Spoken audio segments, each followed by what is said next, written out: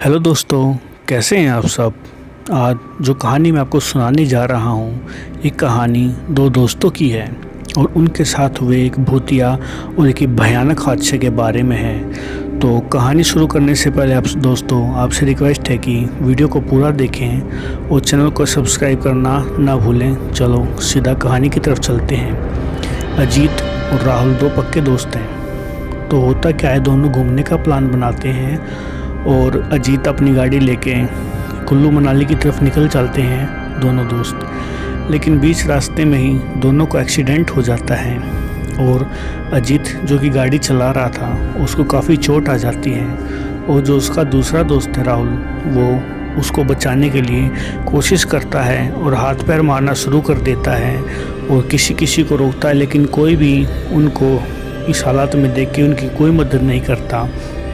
और इस तरह से वह बेचारा काफ़ी घबरा जाता है और अजीत भी काफ़ी लहूलुहान हो चुका होता है।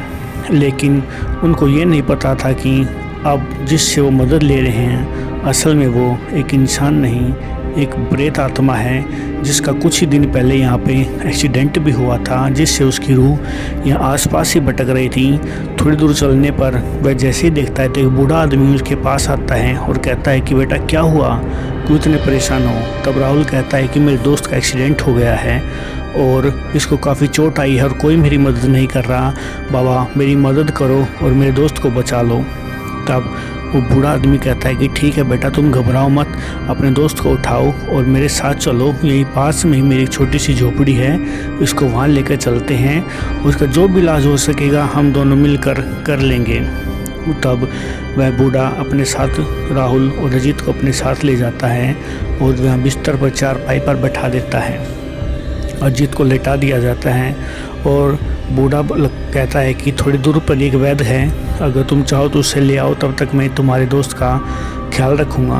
तब राहुल कहता है कि ठीक है बाबा, मुझे रास्ता बता दो, मैं भी जाकर ले आता हूँ। तब राहुल जल्दी जल्दी जाता है, जैसे ही वैद्य उसको बूढ़े आदमी ने उसको बताया उस रास्ते पर जाता है और पहुँच जाता है। और थोड़ी दूर चलने पर वैद्य जी का घर भी आ जाता है और वैद्य जी कहते हैं, और बेटा कौन हो तुम और इतनी रात को यहाँ क्या कर रहे हो। तब राहुल कहता है कि वैद्य जी मेरे दोस्त का एक्सीडेंट हो गया है, उसे काफ़ी चोट आई है और कोई मेरी मदद भी नहीं कर रहा। मैं फला रास्ते के ऊपर जा रहा था, वहाँ पे एक झोपड़ी थी, बूढ़ा आदमी था, उसने ही मेरी मदद की है और मेरा दोस्त भी वहाँ पर, आप मेरे साथ चलो, उनका इलाज करते हैं। तब वैद्य जी चौंक जाते हैं और कहते हैं कि बेटा वहाँ तो ऐसा कोई जगह भी नहीं है और ना ही कोई ऐसा आदमी वहाँ पर रहता है, क्योंकि मैं तो रोज़ का आना जाना है, वहाँ ऐसा कोई झोपड़ी या ऐसा आदमी कुछ नहीं होता। तब वैद्य जी कहते हैं कि क्या वो ठीक ठाक, उसकी लंबी लंबी दाढ़ी हैं थोड़ी सी और घने मतलब बाल उखड़े हुए टाइप के लगे हुए उसके। वो कहता है कि हाँ वैसा ही है। तब वो कहता है कि बेटा जितनी जल्दी हो सके अपने दोस्त के पास पहुंच जाओ, वरना जो जिंदा नहीं बचेगा। तब वो कहता है कि राहुल कहता है कि ऐसा क्यों कह रहे हो वैद्य जी, क्योंकि बेटा वो जिस आप बूढ़े के बारे में तो बता रहे हो उसका कुछ महीने पहले एक्सीडेंट होकर उसकी मौत हो चुकी है और रास्ते में जो भी ऐसा कोई आदमी मिलता है उसे इसी तरीके से अपने साथ ले जाता है और उसे मार डालता है। अब बेटा ये ताबीज़ ले जाओ, ये कुछ भभूत हैं, अगर तुम्हारे ऊपर वो हमला करे या ऐसा कुछ करें तो इस ताबीज़ को तो तुम अपने पास बांध लो और ये भभूत उसके ऊपर डाल देना, जिससे कि वह तुम्हारा कुछ नहीं बिगाड़ पाएगा।